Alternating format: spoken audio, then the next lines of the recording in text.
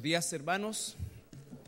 Aprovechamos de darles un fuerte abrazo y un saludo a todos quienes nos ven a través de nuestra página en internet, en distintas partes, no solamente de nuestro país, sino que también fuera de él. Estamos muy felices de que nuestra transmisión pueda ser seguida también por personas y hermanos que están en otros lugares del mundo. Así es que también para ellos vaya nuestro saludo, nuestro afecto, y como siempre, cada vez que abrimos la palabra de Dios, sabemos que hay una bendición y que esperamos que esta palabra nunca vuelva vacía, sino que provoque en cada uno de nosotros, en los que somos hijos de Dios y en los que aún no saben que lo son, todo aquello que el Señor ha dispuesto para que podamos responder a su voz. El día de hoy vamos a continuar con nuestra serie Un corazón consagrado. Si ustedes se recuerdan, tuvimos una serie anterior a esta que se llamaba Las evidencias de una vida transformada. Y esas evidencias tenían que ver más bien con lo que nuestro entorno tiene y debe comenzar a ver en nosotros, en tu vida, porque inevitablemente los frutos del Espíritu son una evidencia externa. La Biblia dice claramente que una persona, un hijo, una hija de Dios no se va a conocer por los dones, sino que se conoce por los frutos. Y los frutos llevan tiempo, lleva mucho tiempo, lleva toda la vida. Pero Dios los ha diseñado de tal manera que aún en nuestra naturaleza pecadora, el cuerpo humano, ¿no es cierto?, en nuestra naturaleza caída, sea sujetada a nuestra naturaleza espiritual dada por el Señor Jesucristo, por medio del Espíritu Santo. Y esa naturaleza espiritual, a pesar de estar en una constante lucha con nuestra naturaleza caída, va provocando frutos que, vuelvo a insistir, a pesar de nuestra naturaleza, se hacen evidentes. Hay una evidencia de que tú has sido transformado, no tanto por la perfección, porque de hecho no la tenemos, sino por la dirección de tu vida. ¿Qué es lo que empiezas a amar? ¿Qué es lo que empiezas a odiar? ¿Qué es lo que empiezas a dejar? ¿Qué es lo que empiezas a tomar? Las decisiones que comienzas a hacer en tu vida. Eso es señal de que el Espíritu Santo está obrando una obra sobrenatural. Desgraciadamente, en la iglesia actual vivimos tanta confusión porque se tiende a homologar madurez con algún tipo de señales, ¿no es cierto? Y sobre todo con carisma.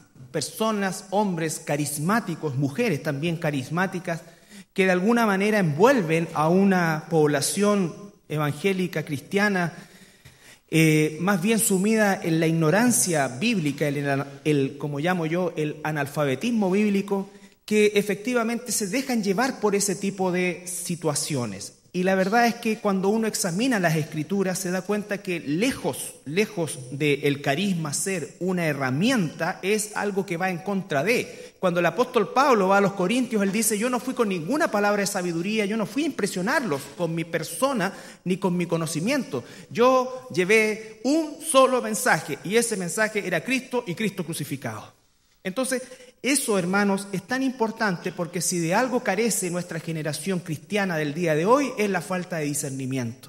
Realmente existe una falta de discernimiento alarmante, terrorífica, porque desgraciadamente hay muchísimos que están siguiendo falsos maestros, falsa enseñanza, y estamos dando lugar a que verdaderamente la apostasía llegue a aparecer como la verdad.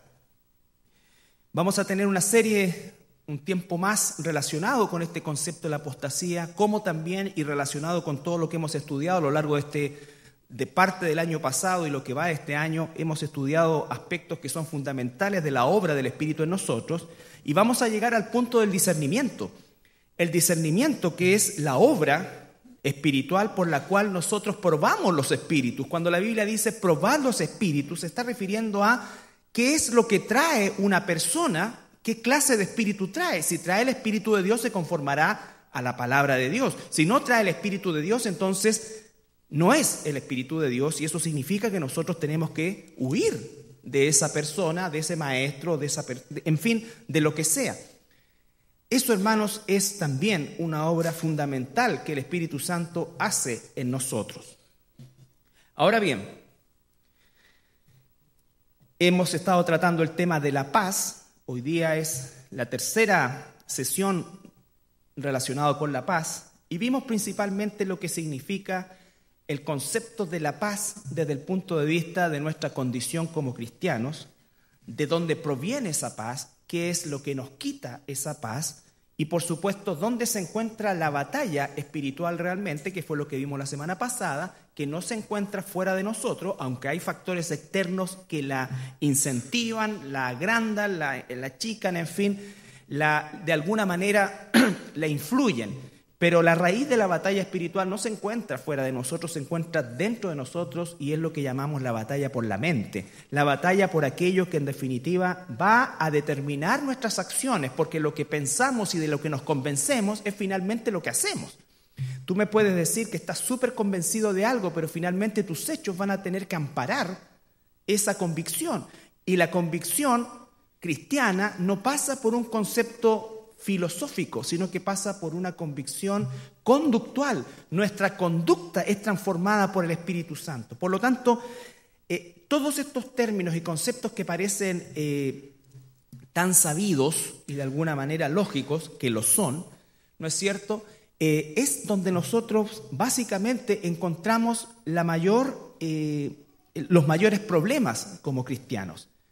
Cristianos alterados, cristianos con falta de paz, cristianos sin convicciones, cristianos ciertamente derrotados, no por cosas ni siquiera de carácter espiritual, sino que por cosas netamente del mundo.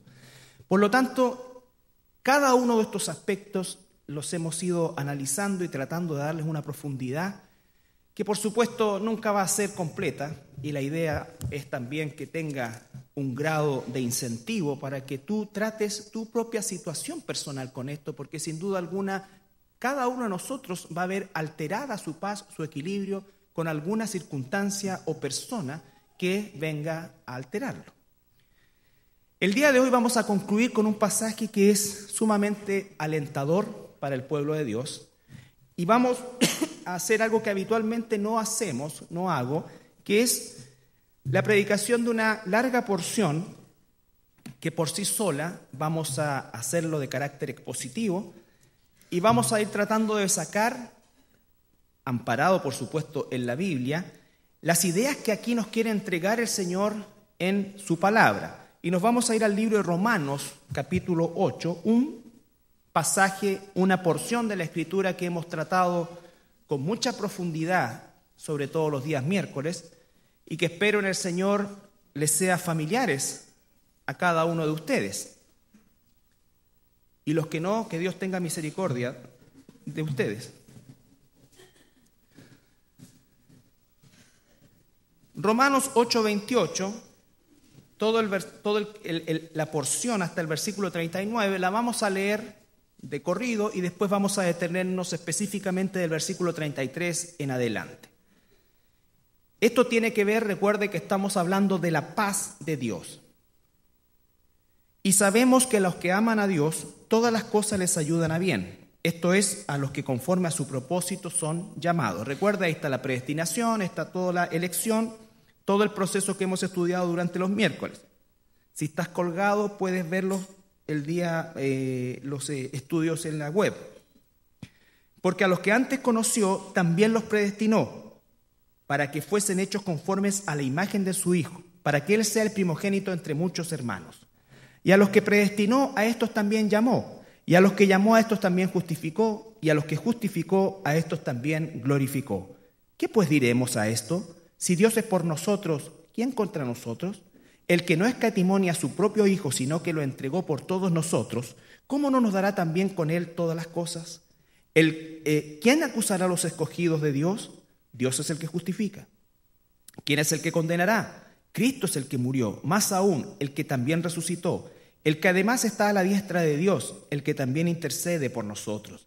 ¿Quién nos separará de Cristo? ¿Tribulación o angustia o persecución o hambre o desnudez o peligro o espada? Como está escrito, por causa de ti somos muertos todo el tiempo, somos contados como ovejas de matadero. Antes, en todas estas cosas somos más que vencedores por medio de aquel que nos amó.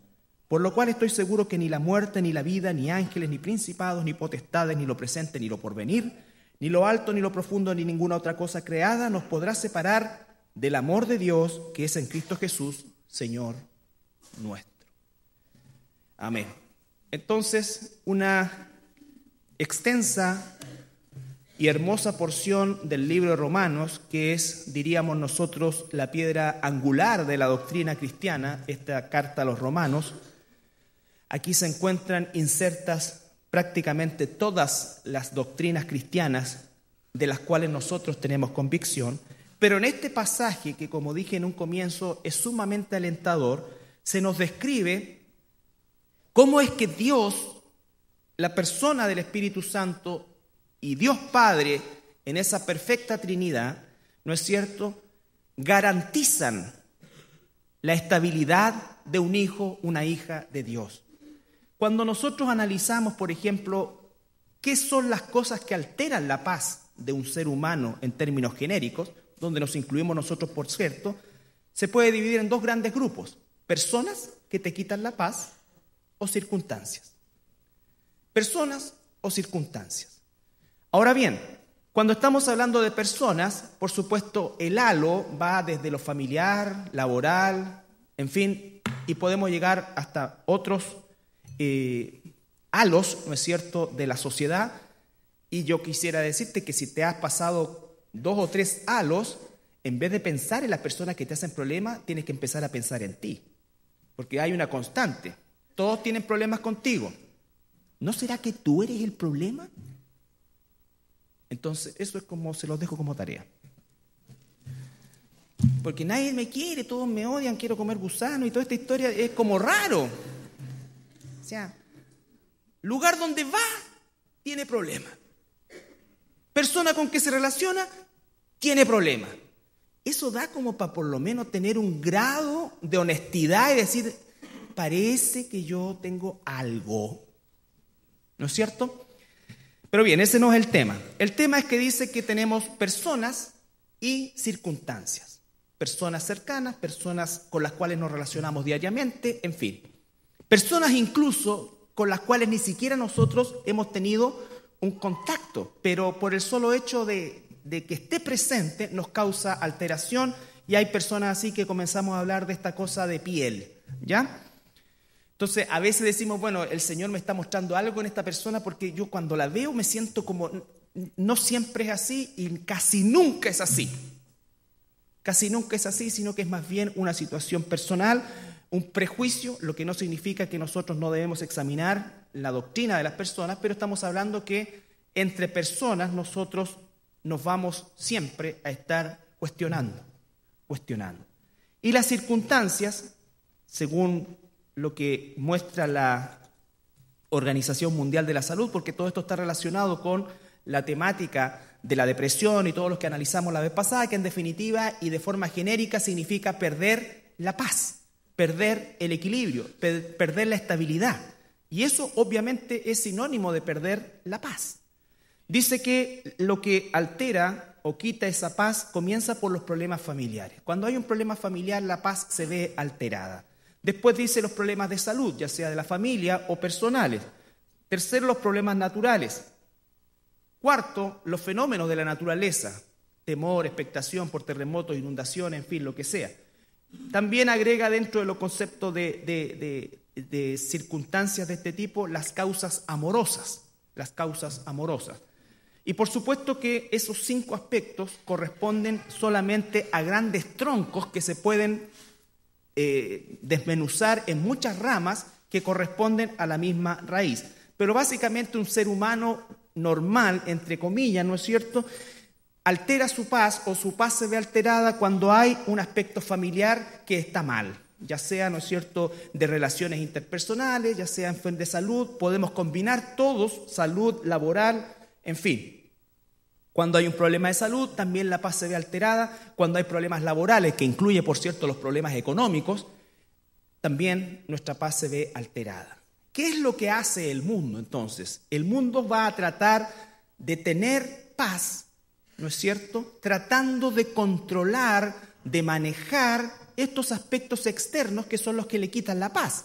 Vale decir, si toda mi familia está sana, tiene trabajo, gana buen sueldo, no tiene ningún problema, son todos felices, ¿no es cierto? Si me vengo saliendo del examen médico y me encontraron pero con un colesterol de niño de 10 años y estoy feliz, todo perfecto, ¿no es cierto? Y en fin, todo eso. Entonces, ahí la persona respira y siente que está en paz. Pero eso es sumamente inestable, eso es inmensamente lábil, volátil, porque la dinámica es siempre la tendencia a que este equilibrio se pierda. De alguna manera se pierde.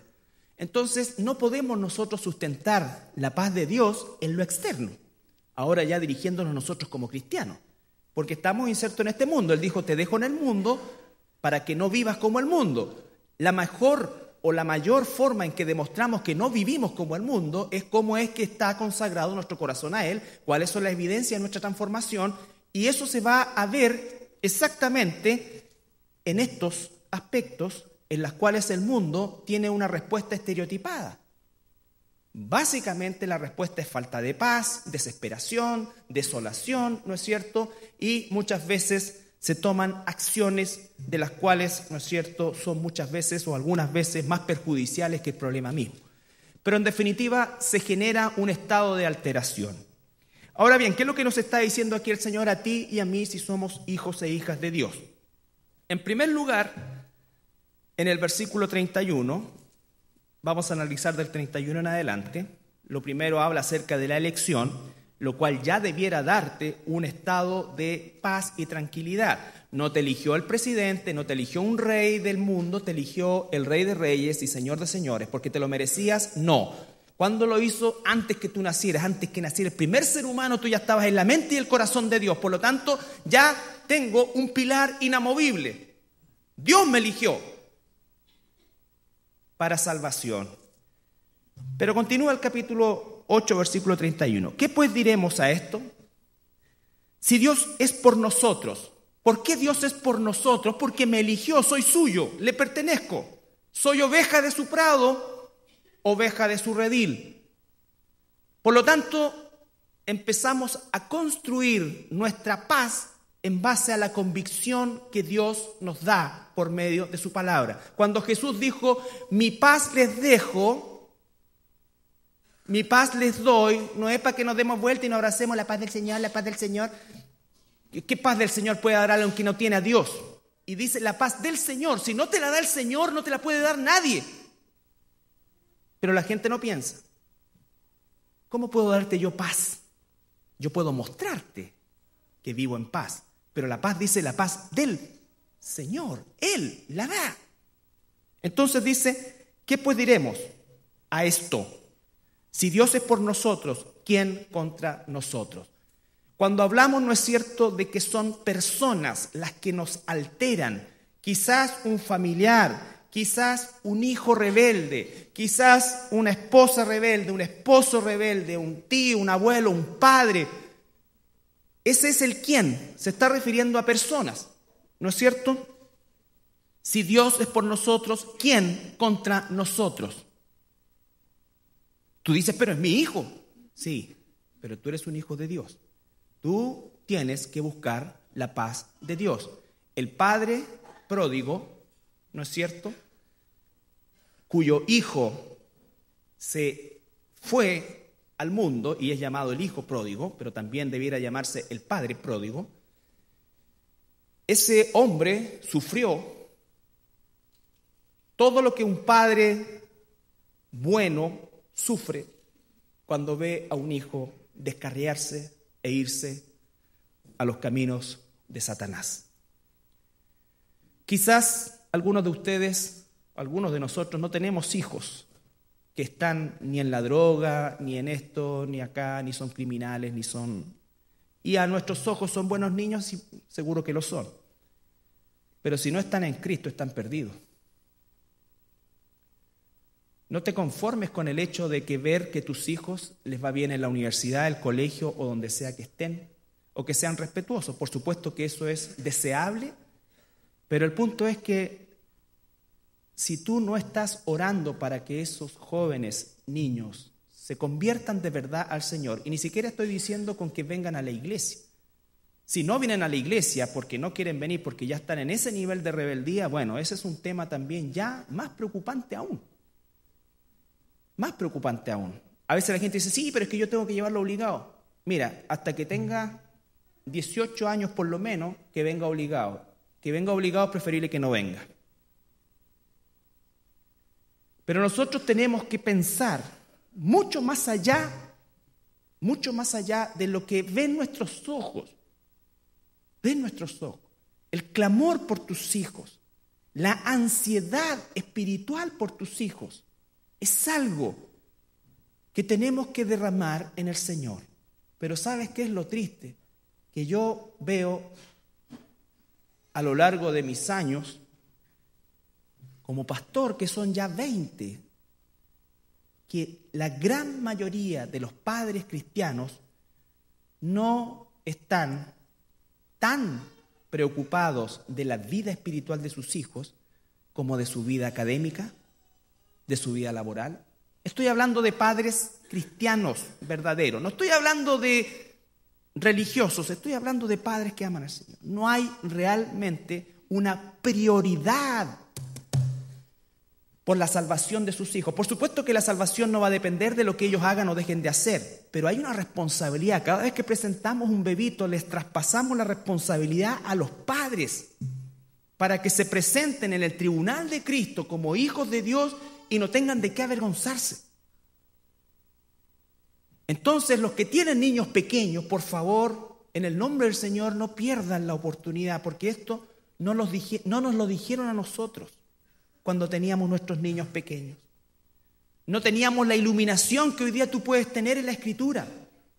No teníamos la infraestructura, no teníamos la iglesia, no teníamos gente que se dedicara a los niños, no teníamos nada. ¿Es una justificación eso? No, por supuesto que no. Pero son factores que hoy día Dios amorosamente pone a tu disposición. Y los que tenemos hijos adultos ya, no cesemos de orar por su salvación. Si no lo son, que lo sean. Si lo son, que se ocupen en su salvación con temor y temblor. ¿Quién podrá separarnos del amor de Dios? ¿Nuestros hijos nos van a separar del amor de Dios? ¿Es tal la alteración que produce lo que le está pasando a tu hijo que tú vas a dejar a Dios? A un verdadero cristiano no. El padre pródigo esperó el momento en que el hijo volviera. Él confió en que Dios tiene control sobre todo. Él no fue a buscarlo de bar en bar, él no fue a buscarlo de prostíbulo en prostíbulo, él no salió. Él lo alteró la economía de su vida, ni la adoración, ni la confianza en Dios. Y aquí hay padres, ¿no es cierto?, que van a las 3, 4 de la mañana a buscar al hijo que está botado en la avenida del mar, ¿no es cierto?, van, y hacen guardia en las discotecas y todo eso.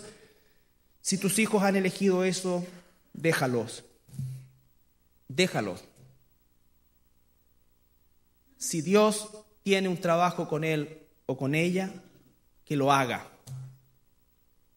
Si Dios tiene que hacerlo caer a lo más profundo, que caiga. Pero lo más importante es tu alma. Tú tienes que tener paz en tu corazón. Si no tienes paz, tienes que pedírsela al príncipe de paz, pero tienes que hacerlo en la dirección correcta. Y la dirección correcta es buscarlo a Él, descansar en Él, esperar en Él.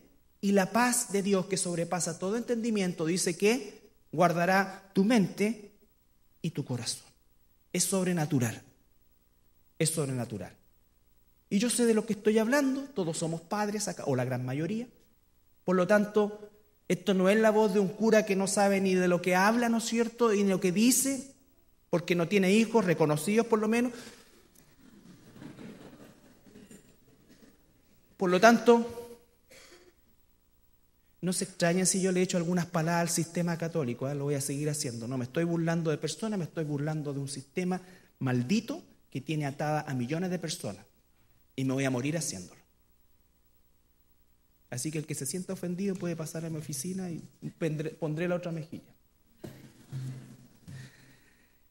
Entonces, ¿quién contra nosotros. No hay personas, según Dios, que puedan quitarte la paz. Traté solamente el tema de los hijos, que es como lo más directo y lo que más nos altera en algún momento determinado. Pero tú eso puedes extenderlo a cualquier persona. Un compañero de trabajo, un compañero de oficina, un jefe, un trabajador, en fin. ¿Qué es lo que va a quitar la paz de tu vida? ¿Puede quitártela una persona? Dios dice, no. No. ¿Significa eso que no vamos a tener momentos de tensión? Por supuesto que no. Cuando uno pierde la paz, pierde la cordura. Cuando uno pierde la paz, pierde el dominio propio. Y si pierde el dominio propio, reacciona pecaminosamente. No hay otra instancia. Reacciona pecaminosamente. Segundo, vamos a ver el Salmo 27, 1 al 3.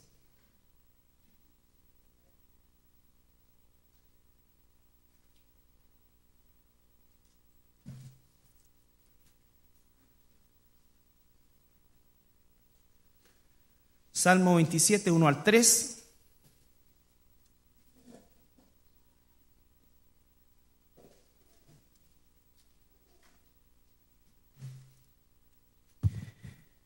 Jehová mi luz y mi salvación. ¿De quién temeré? ¿Se dan cuenta? El mismo principio. ¿De quién temeré? ¿Quién me quitará la paz? ¿Quién me quitará la paz? Jehová es la fortaleza de mi vida. ¿De quién he de atemorizarme? Hay cristianos que le tienen miedo a personas y no tienen temor de Dios. No temen pecar contra el Dios del cielo, pero le temen a personas. Eso no significa no ser precavido, no ser responsable y todo lo que ya sabemos. Pero tú no puedes tenerle miedo a nadie. Y no es por una cosa de choreza. Es porque Dios está contigo. Y si Dios está contigo, ¿quién contra ti? Cuando Pilato estuvo frente a Jesús y le dijo, ¿acaso no sabes que yo puedo soltarte o puedo ordenar que te crucifiquen? ¿Cuál es la respuesta de Jesús? Ay, Pilatito, ¿qué quieres que te haga un milagrito? ¿Qué le dijo Jesús? Los que han leído ese pasaje. ¿No es cierto? Tú no tienes ninguna autoridad sobre mí. Tú vas a hacer exactamente lo que mi Padre determinó que hicieras. Ni más ni menos. Tú eres un engranaje del proceso de transformación que Dios está haciendo en mi vida. Tú eres parte del proceso de salvación de la humanidad. Porque Dios hasta los impíos los usa para formar a sus hijos. Por lo tanto, ¿de quién he de atemorizarme? ¿A quién he de temer? Cantábamos Sublime Gracia, que a un infeliz salvó, me enseñó a temer a Dios. Él es quien tiene en sus manos todo, incluso la vida de los impíos. Por lo tanto, dice, Jehová es mi luz y mi salvación, ¿de quién temeré? Jehová es la fortaleza de mi vida, ¿de quién he de atemorizarme? Cuando se juntaron contra mí los malignos, mis angustiadores y mis enemigos, para comer mis carnes, ellos tropezaron y cayeron. Aunque un ejército acampe contra mí, no temerá mi corazón. Aunque contra mí se levante guerra, yo estaré confiado. Y estas palabras de David no son filosóficas, son reales. Tenía a todo el ejército del rey Saúl y al rey mismo detrás de él, persiguiéndolo para matarlo. Por lo tanto, él no está filosofando, está hablando de una realidad de vida. Y eso le da un valor intrínseco a este pasaje increíble. Porque él no está escribiendo un verso o un pensamiento como hacemos algunos de nosotros. Estamos viendo la escritura de alguien que está viviendo en tiempo real una persecución feroz. No una persecución de una parte de la gente, sino que una persecución del rey soberano de Israel detrás de él. ¿Quién podría escapar a eso? En lo humano, Pero él dice, Jehová es mi luz y mi salvación, ¿de quién temeré? ¿De quién he de atemorizarme? Entonces, ¿pueden personas quitarte la paz? No. Mi paz os dejo, mi paz os doy, no como el mundo la da. Las personas van a ser un agente de alteración de nuestra paz. Pero tú tienes que descansar y confiar en Jehová. Si Dios con nosotros, ¿quién contra nosotros? ¿Quién? Ese quién son cualquier persona, de cualquier rango, de cualquier situación, de cualquier posición. ¿Quién nos hará perder la paz? Lo segundo, la circunstancia. Versículo 35.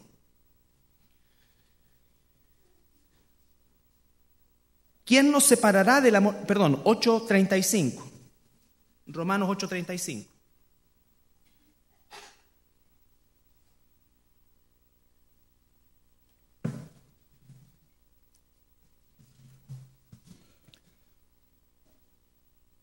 ¿Quién nos separará del amor de Cristo?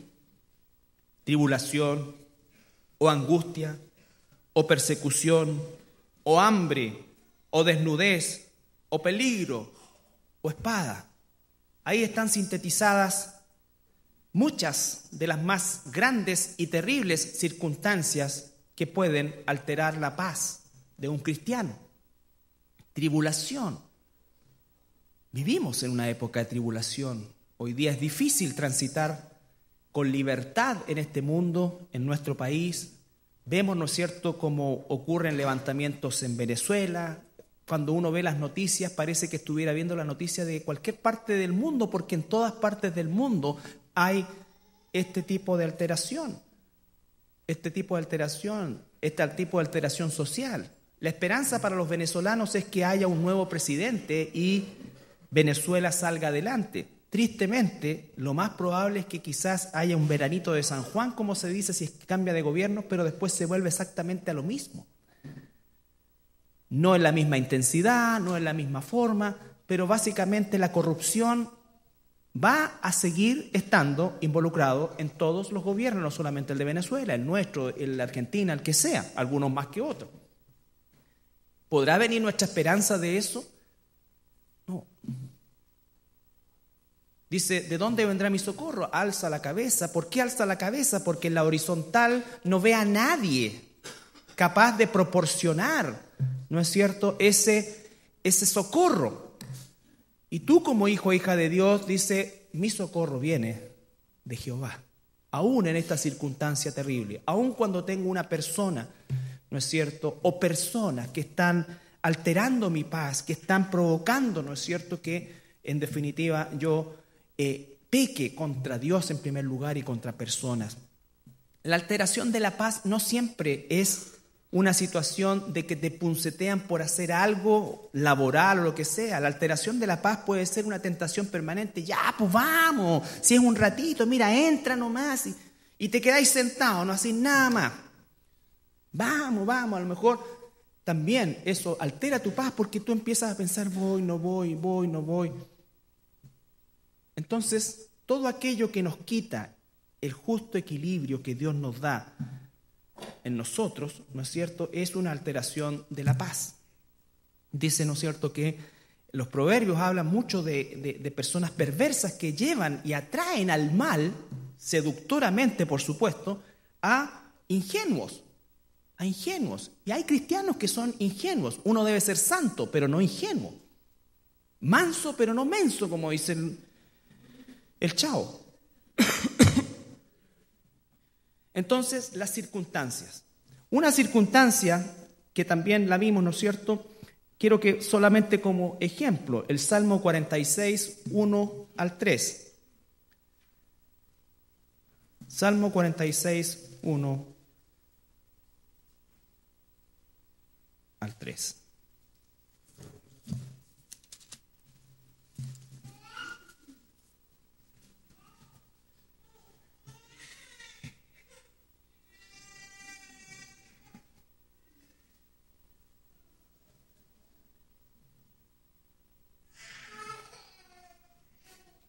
Oye, denle almuerzo a esa guagua por eso.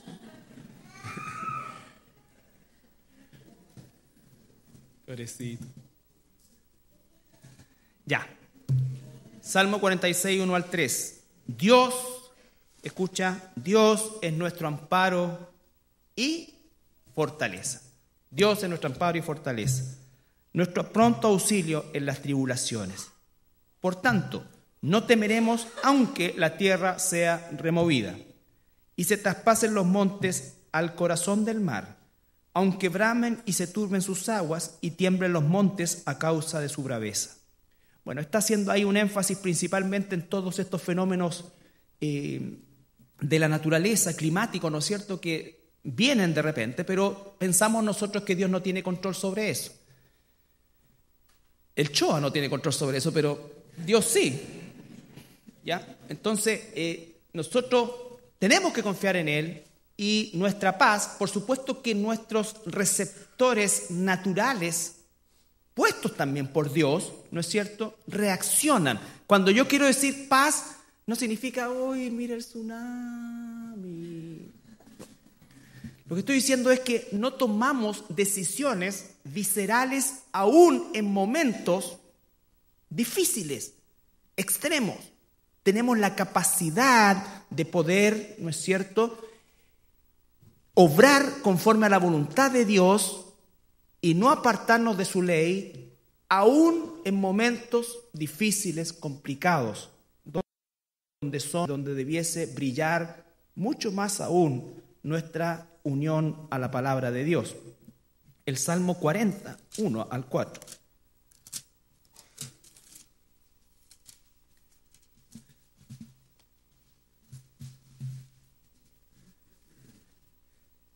Personas, circunstancias.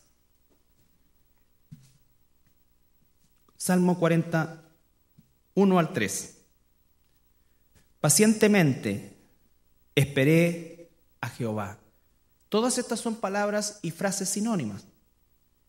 ¿De dónde vendrá mi socorro? Esperar en el Señor. Saber. ¿Y por qué puede esperar en el Señor aunque a su alrededor puede estar ocurriendo situaciones difíciles, complicadas, circunstancias terribles? ¿Por qué dice que espera en Jehová? Porque el que verdaderamente va a responder es Él. Es Él. Él responderá. Él no fallará. Él hará su voluntad. Y yo estoy en Él. Y se inclinó a mí y oyó mi clamor. Fíjense el contraste que puede existir entre dos palabras que parecieran contrarias, pacientemente y clamor. Cuando nosotros hablamos de clamor, normalmente, y lo vemos de manera aislada, obviamente se viene a nuestra mente casi un estado muchas veces de desesperación, de angustia. Pero acá dice, ¿no es cierto?, que hay paciencia mezclada con clamor o unida al clamor. Eso es la obra sobrenatural de Dios.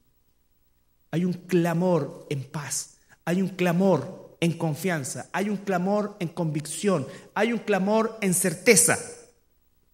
Aunque un ejército se levante contra mí, yo no quiero que se levante, pero si se levanta, puedo confiar en Dios.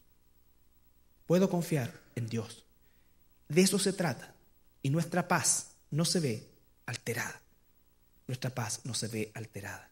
No estamos hablando solamente de una actitud, sino que de una convicción. Por eso que esto se llama, ¿no es cierto?, un corazón consagrado. Un corazón consagrado al Señor va a tener paz en situaciones difíciles, en situaciones complicadas. No va a perder el dominio propio. Las circunstancias o las personas no van a provocar una alteración en su estado de paz. La próxima semana vamos a ver el gozo, que es otro estado muy similar al estado de paz, o mejor dicho, que se desprende del estado de paz. Me hizo sacar, pacientemente esperé a Jehová y se inclinó a mí, y oyó mi clamor, y me hizo sacar del pozo de la desesperación. Yo quiero que analicen palabras. Una de las virtudes de la predicación expositiva o del estudio de la palabra de manera expositiva es que nos vamos fijando en cada una de ellas. Fíjense que está hablando de paciencia, clamor, y después habla de un pozo de desesperación. Es decir, este hombre no está en una situación agradable. Este hombre está en una situación espantosa. Habla de un pozo de desesperación, del lodo cenagoso. Y está teniendo paciencia. La palabra paciencia tiene una raíz en la paz. ¿Por qué tiene la raíz en la paz? Porque paz y ciencia están unidos, ¿no es cierto? Y es pensamiento, convicción, certeza de que aquel al que estoy clamando va a responder y Él me va a sacar de aquí. Y si no me saca para esta tierra, me va a sacar para la vida eterna. Por lo tanto, siempre gano. Siempre gano. Puso mis pies sobre la peña y enderezó mis pasos. Puso luego en mi boca cántico nuevo. Alabanza a nuestro Dios. Verán esto muchos y temerán y confiarán en Jehová.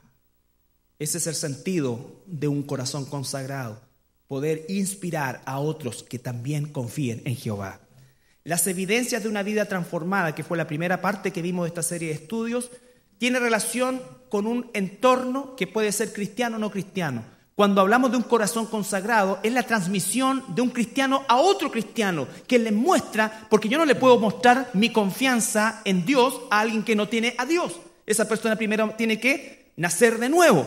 Si no ha nacido de nuevo, ¿qué confianza en Dios le puedo mostrar? Pero cuando estamos hablando de un corazón consagrado, es como tú, como hijo de Dios, eres capaz de inspirar, de transmitir, de animar a otro hermano o hermana a confiar en Dios.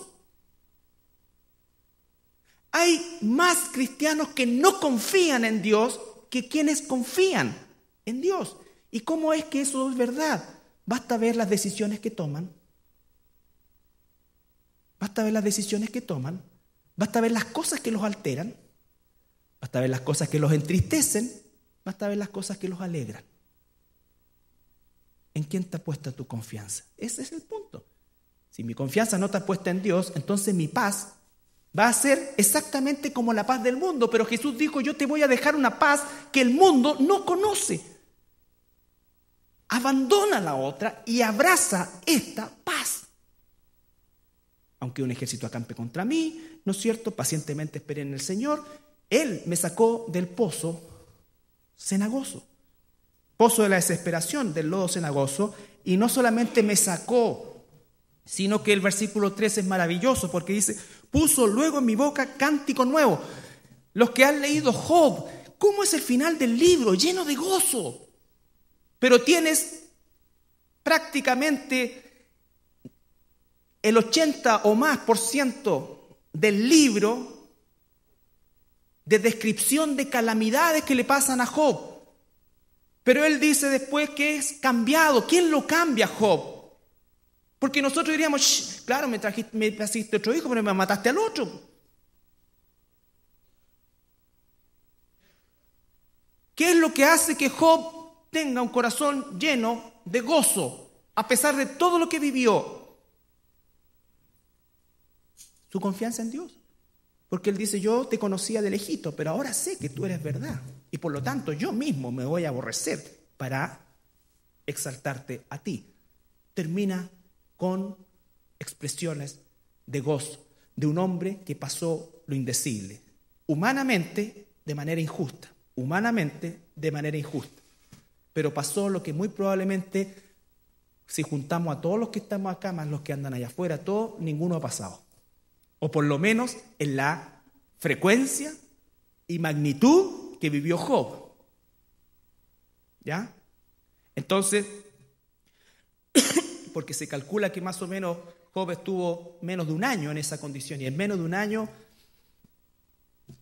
todo se vino abajo, y en menos de un año de estar vestido con ropas, ¿no es cierto?, con Armani y toda esta cosa después, estaba con una paila rascándose la sarna. ¿Ya? Sin haber hecho, vuelvo a insistir, humanamente nada digno de eso. Entonces, puso luego en mi boca cántico nuevo, alabanza a nuestro Dios, verán esto muchos y temerán y confiarán en Dios. Ese confiarán en Dios y temerán es para hijos, hijas. Es el traspaso que tú le haces a tu hermano, a tu hermana.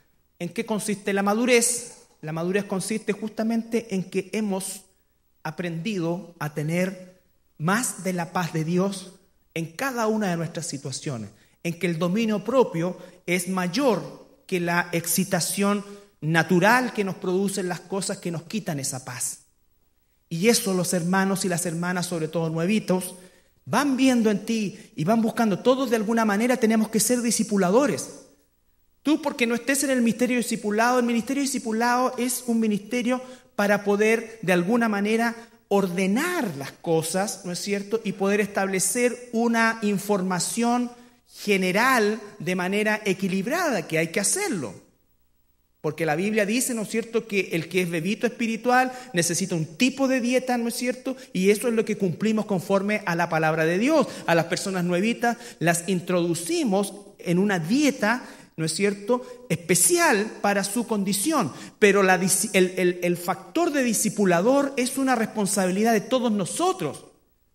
¿Por qué le decimos a la gente antigua, a los hermanos que están sirviendo en ministerio, vengan el miércoles?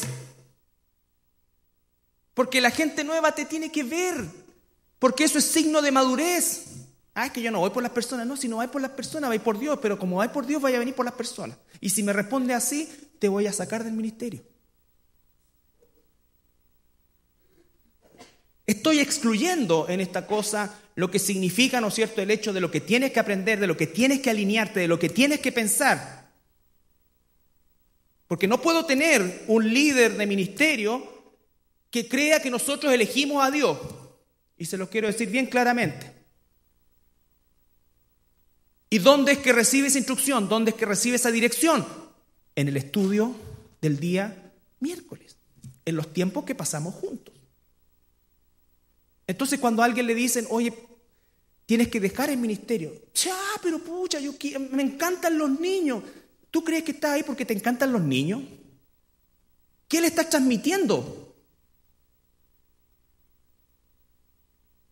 Hermano, esto es súper serio y por eso es que me detengo en este pasaje, porque dice, verán esto muchos, temerán y confiarán en Jehová.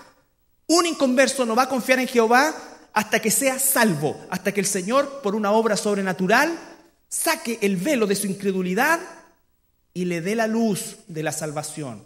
Hasta que eso no ocurra, jamás va a confiar en Jehová, jamás va a confiar en Dios y menos le va a temer. Esto es para nosotros. Lo que tú estás viviendo tiene una implicancia en tu entorno. Esta palabra es para nuestro entorno directo. Esta es la transmisión a la siguiente generación de los que estamos aquí. Nuestros padres ya están partiendo, nos estamos quedando huerfanitos, ¿no es cierto? Ahora la generación que va a empezar a irse es la nuestra. Y van a quedar estos niños. ¿Te preocupa eso? Tú eres parte de un cuerpo. Tú no vienes acá porque quieres sentirte bien, tú vienes acá porque eres parte de un cuerpo y tienes una responsabilidad, inspirar a otros. Por eso es que la trampa de muchas iglesias es tener muchas actividades y poco crecimiento. Porque las actividades distraen, entusiasman, pero no cambian. No es que se terminó la actividad y se terminó la asistencia de la gente. El estudio bíblico, realmente el que ama a Dios va a querer estudiar su palabra. Esa es la mejor forma de saber quiénes son y quiénes no son. Organicemos un asado para conocernos. Cuando empezaba a construir la iglesia, cuando estaban los gringuitos, y no es culpa de ellos, por supuesto. Oye, caras, pero que no veía hace, no sé, pues, del tiempo de Adán. Todo el mundo acá, y algunos pescaron una brocha y hacían el aparato. Se fueron los gringos, que los 5 o 6 fieles que siempre estaban. Las actividades no cambian a las personas. Es la palabra de Dios. Entonces, ¿qué puede quitarte la paz, hermano o hermana? Personas o circunstancias. Exactamente igual que el mundo, personas y circunstancias. La diferencia es que nosotros tenemos la paz de Dios que sobrepasa todo entendimiento. Y esa paz traerá nuestra mente en paz, calma, para tomar buenas decisiones. y nuestro corazón para que nuestras emociones estén siempre controladas por las convicciones. Emociones descontroladas es porque las convicciones no las tienen sujetas. No las tienen sujetas. Y el Señor dice eso. Se pierde la paz cuando se pierde la convicción, o peor aún, cuando no se tiene convicción. ¿Quién contra nosotros? Si el Señor está con nosotros. Mayor el que está en nosotros que el que está en el mundo. El amor de Dios echa fuera el temor, dice Juan en su carta, en la primera carta, en el capítulo 4. El amor de Dios, ¿no es cierto?, que incluye su paz, su gozo, todo, echa fuera el temor.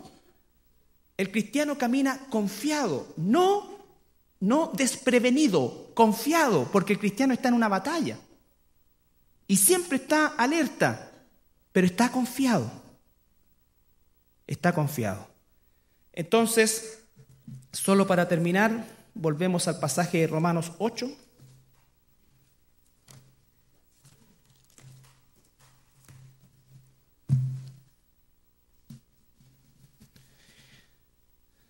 Versículo 37. Con esto finalizamos. No, tengo que tratar el 38 también, perdón. Denme 2 minutos más. Porque también puede salir la tontera de que los demonios tienen potestad sobre nosotros y que hay un demonio, y que un demonio, y que un demonio, y que un demonio, y que un demonio. Y por supuesto que estamos plagados de demonios y de ángeles. Si nosotros echáramos una pintura acá espiritual, hay más seres espirituales que seres carnales, naturales. Pero aún así el Señor dice, por lo cual estoy seguro que ni la muerte, versículo 38, perdón, ni la vida, ni ángeles, ni principados, ahí empieza a nombrar a las tinieblas, ni potestades, ni lo presente, ni lo porvenir. Ni lo alto, ni lo profundo, ni ninguna otra cosa creada nos podrá separar del amor de Dios que es en Cristo Jesús, Señor nuestro. Tú no debes tenerle miedo a los demonios. Tú debes temer a Dios. Dios tiene control de cada uno de esos demonios. Tiene control de los ángeles buenos, de los ángeles malos. Tiene control hasta de los ángeles negros. Todo. Bueno, aquí hay cabros muy jóvenes. Se perdieron una época espectacular. Tiene control de todo. Absolutamente de todo. Entonces, es que no. Yo una vez me encontré con una señora, una dama, que no le gustaba orar fuerte para que los demonios no escucharan. Yo te juro que me fui para atrás. ¿Qué es eso? ¿De dónde sacan eso? ¿Cómo pueden estar siendo hijos de Dios esclavizados por una enseñanza y una porquería de ese tipo? Significa que nosotros estamos llamados a desafiar a los demonios. Cuidado con eso. Le va a pasar lo mismo que a los hijos de Seba. Porque tú no eres ni apóstol ni Jesús. A Jesús conozco y sé quién es Pablo. ¿Vos quién soy? En términos chilenos. Él dice, resistid y huirá. Resistid, ¿y cómo es que resisto? El escudo de la verdad, el yelmo y todo lo que dice Efesios 6 de la armadura de Dios. Pero no te pongas a jugar al exorcista. Esos que juegan al exorcista o son hijos del diablo porque Satanás se sale un ratito para poder dar un cierto mérito al satánico que lo está sacando, o están jugando, o son, no sé qué es lo que son, pero de Dios no viene. No hay un manual de exorcismo en la Biblia. Yo no sé de dónde sacan mamotretos de este porte de guerra espiritual, basado en expulsión de demonios, demonios territoriales, demonios de acá, demonios de esto, demonios de esto. Así unos mamotretos, ¿de dónde sacan eso? Torcido. Debemos nosotros temer a Dios. Y cuando sintamos que viene un ataque de esas características, porque también los demonios están principalmente enfocados en llevar a la gente a la falsa doctrina. Cuando hablamos de cosas que tienen que ver principalmente con nuestra sensualidad, sobre todo, estamos hablando de que ahí opera la carne. La carne. Recuerden que tenemos la carne, ¿no es cierto?, Satanás y las circunstancias, y así a veces también se separan a los enemigos del Hijo de Dios. Pero el tema es que dice que aún aquellos seres que existen y que están por miriadas de miriadas, que no podemos ver ni podemos combatir sin la sangre de Cristo, dice que ni aún esos seres pueden alterar tu paz, que son parte del amor de Dios. Y si la están alterando, es porque Dios se los ha permitido. Y si se los ha permitido, es porque quiere desarrollar tu carácter. No para que salgas arrancando. No para que salgas arrancando, sino que para que busques a aquel a quien están sujetos. Aquel a quien están sujetos. Y ahora sí, versículo 37. Antes, en todas estas cosas, todo lo describe.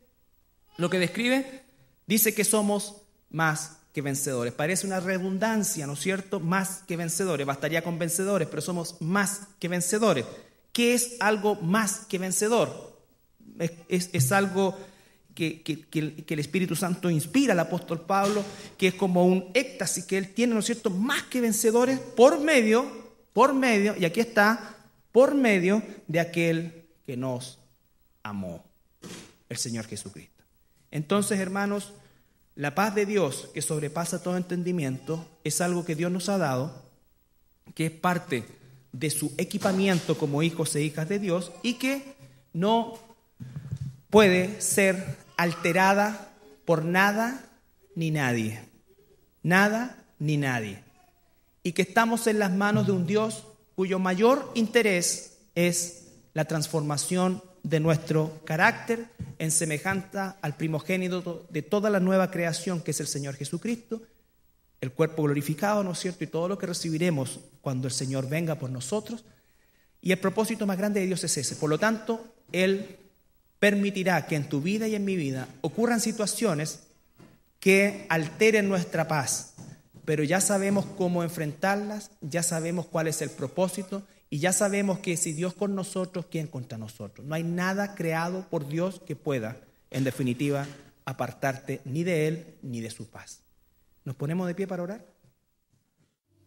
Hemos predicado la palabra de Dios y como dice la misma palabra, debemos desechar lo malo y retener lo bueno.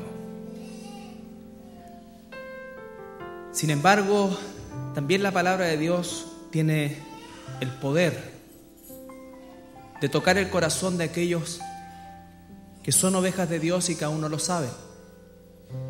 A eso le llamamos conversión o nuevo nacimiento. Y si esta mañana tu corazón, tu mente ha sido convencida de pecado, justicia y juicio por esta palabra, entonces yo te invito a que tú hagas una oración para pedirle al Señor que Él sea tu Salvador, tu Señor, y que puedas dedicar tu vida a Él. Si has escuchado el llamado de Dios en esta mañana, yo te invito a que repitas conmigo esta oración. Padre Celestial, en esta mañana he escuchado tu palabra y he respondido a tu voz. Por eso te pido perdón por mis pecados y te pido que en esta mañana tu Espíritu Santo venga sobre mí para que sea el sello, la garantía de que soy tu hijo y que corra ese velo que por años he tenido y por el cual no te conozco. Gracias, Señor, por morir por mis pecados y por resucitar para mi esperanza. En el nombre de Jesús. Amén. Si has hecho esa oración y verdaderamente eres un hijo, una hija de Dios, el tiempo se encargará de que esos frutos espirituales comiencen a brotar en ti. Has hecho una decisión y esa decisión significa que de manera sobrenatural Dios ha venido a tu vida en la persona del Espíritu Santo y Él comenzará una obra que Él mismo va a llevar a término. Y así es como la iglesia es parte de ese plan y por eso es que la invitación, la exhortación, más que la invitación, la exhortación a alimentarte corporativamente es tan necesaria. No por nada humano hermanos, es simplemente y partiendo por el hecho sencillo de que Dios lo ha ordenado. No dejen de congregarse como algunos tienen por costumbre. Es una ordenanza de Dios. Que tu costumbre sea congregarte y no hacer. Si es así, entonces Dios irá bendiciendo tu vida. Los que hemos aprendido y sabemos más de la palabra de Dios y hemos experimentado en nuestra vida personal mayormente esa misma palabra, no es porque seamos mejores ni más inteligentes ni tengamos más recursos que tú. Lo único que ha sido es que hemos permanecido unidos completamente a la vida. Si tú dices que eres cristiano, pero no te gusta la iglesia, yo dudaría si lo eres. Porque la iglesia no tiene que gustarte. Tú tienes que amar la iglesia con el amor de Dios. Por eso es que las instrucciones para la iglesia son soportarse, animarse, cuidarse, exhortarse, sostenerse. Porque es una organización sobrenatural. Hay una pasión en la iglesia que no se encuentra en el mundo. Hay un amor en la iglesia que no se encuentra en el mundo. Pero sí vas a encontrar los mismos defectos a veces que en el mundo. Pero eso no tiene que hacer decaer tu decisión. Porque estamos todos en proceso de cambio. Estamos siendo todos transformados. Si encuentras la iglesia perfecta, sin pecado, sin ningún tipo de cosa, y todos son súper simpáticos, amables, y todo, lo más probable es que ya estés muerto y estás en el cielo y no te diste cuenta. Pero eso no existe acá. Aquí, por eso es que el entrenamiento del amor de la iglesia es tan importante. Así que te invitamos a nuestra iglesia y a los que somos hijos de Dios y hemos estado violando ese mandamiento de congregarnos frecuentemente como una forma de vida, que Dios nos perdone, ¿no es cierto? Y comencemos de nuevo.